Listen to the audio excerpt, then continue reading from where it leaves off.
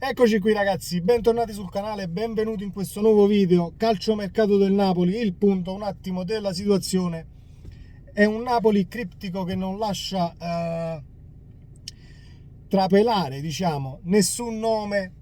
Ci sono nomi che si susseguono per il dopo Kim, c'è la Grana, Lozano, più di Zielinski per quanto riguarda il rinnovo del contratto e non portarli in scadenza per poi perderli a pochissimi soldi. Ne parliamo in questo video, facciamo il punto della situazione perché c'è un altro nome spuntato oggi per quanto riguarda la difesa. Ne parliamo in questo video. Prima di cominciare, ovviamente iscrivetevi al canale se non l'avete ancora fatto ragazzi, un like a questo video per continuare il flow su questo calciomercato del Napoli. Partiamo dalla situazione Lozano, perché più di Zielinski sembra una grana, diciamo, più grande di quella di Zielinski, perché forse con Zielinski si può ragionare un tantino in più per quanto riguarda il rinnovo, o parte o rinnova, ma Lozano non vuole assolutamente rinnovare alla metà dell'ingaggio come vuole fare il Napoli e De Laurentiis in primis. Quindi bisogna trovare una soluzione per il calciatore messicano. Ci sono state le sirene americane per Lozano in questi giorni che poi sembra siano svanite, e De Laurentiis è stato molto chiaro anche in passato: o rinnovi alle cifre che dico io, oppure ti fai un anno in tribuna. E il Napoli credo che interverrà comunque per sostituire il messicano, al di là se Lozano rimanga in tribuna o accetti il rinnovo dimezzandosi l'ingaggio. Per Zielinski stamattina si è rifatta sotto la Lazio perché Lotito vorrebbe riappacificare quella piccola lite che c'è stata con Sarri in questi giorni, portando Zielinski sotto diciamo sotto la direzione del tecnico ex Napoli. Il Napoli chiede 30 milioni come è giusto che sia, perché anche se è un calciatore in scadenza di contratto, Zielinski tecnicamente non si discute. Come innesto a centrocampo è un plus, e sarà un plus per la Lazio che ha perso Milinkovic-Savic, ovviamente sempre nel caso che l'operazione vada in porto Zielinski-Lazio.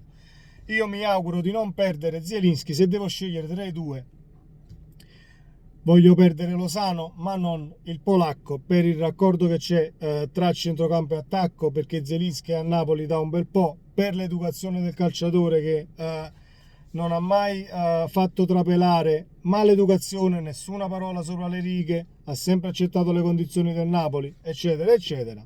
Quindi vedremo come andrà a finire la situazione Lozano-Zielinski.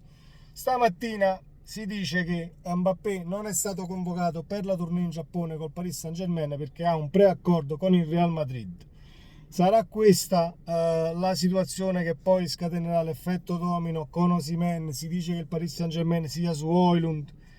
Il Napoli sembra sulla giusta via per il rinnovo del calciatore, più di 7 milioni di ingaggio. Poi ci sono le solite chiacchiere, c'è la grana o qualche mal di pancia che potrebbe comparire, diciamo, tra i calciatori del Napoli, perché ovviamente dici Osimhen prende 7, io prendo 2, c'è troppo divario, eccetera, eccetera. Io sono d'accordo con il presidente, perché nel calcio ci sono delle gerarchie che non è che vanno rispettate, però in base alle gerarchie comunque si va poi a delineare l'ingaggio di un calciatore. Osimhen è stato fondamentale quest'anno con i tanti gol che ci hanno portato comunque allo scudetto, alle partite in Champions, eccetera, eccetera. Quindi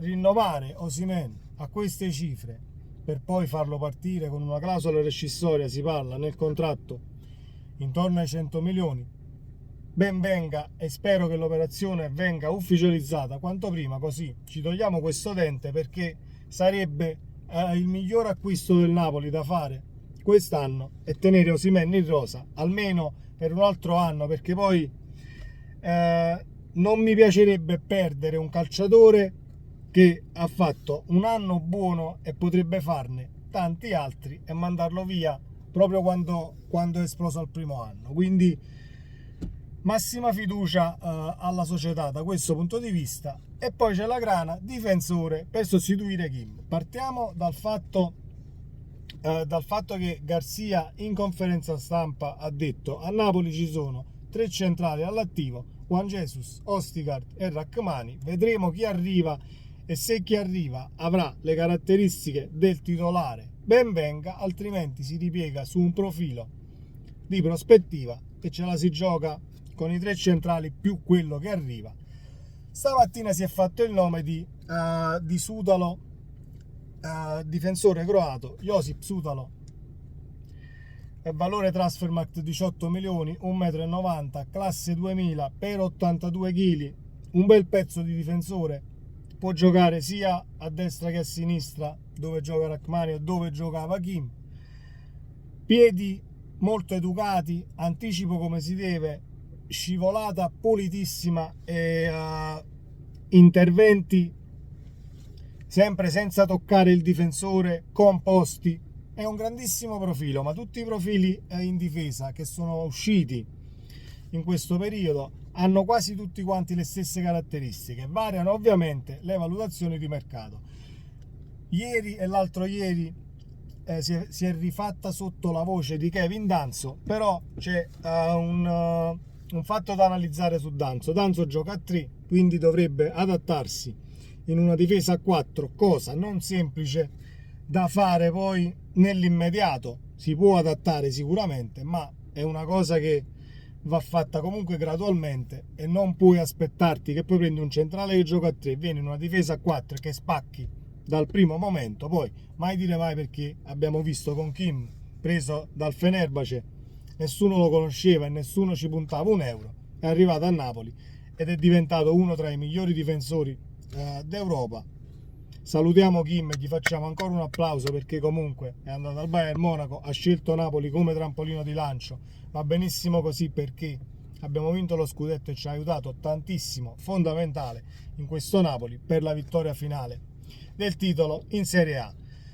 Sutalo è un calciatore che mi piace perché è composto e poi è un calciatore che ha il vizietto del gol, si propone in avanti, in fase di impostazione non c'è male. Vedremo il Napoli su quale profilo virerà, perché Sutalo gioca a 4, Danso gioca a 3, l'ho appena detto, quindi di diversa collocazione i due difensori, e poi c'è una differenza sostanziale che è il prezzo di mercato. Sutalo lo porteresti a casa con 18 milioni il valore di Transfermarkt, un'operazione che si aggirerebbe credo intorno ai 20 milioni. Danso la valutazione è più alta, si parla di 35-40 milioni. Il Lens fa comunque muro perché ha avuto già un mercato cospicuo in uscita, quindi dovrebbe poi andare a parare nel sostituire un'eventuale partenza del difensore centrale. Non semplice la sostituzione, quindi non lo so se il Napoli riesca a piazzare il colpo Danso. Mi auguro che prendiamo il centrale prima di Castel di Sangro, almeno così si fa 15 giorni di rodaggio prima di cominciare il campionato, che sembra lontano ma non lo è, perché il 19 agosto comunque si gioca, manca meno di un mese, e il 19 agosto c'è il Frosinone. Io spero vivamente che si riescano a limare queste cose quanto prima, perché poi sono situazioni che vanno ad influire sul rendimento della squadra dal giorno 1 dell'inizio della Serie A.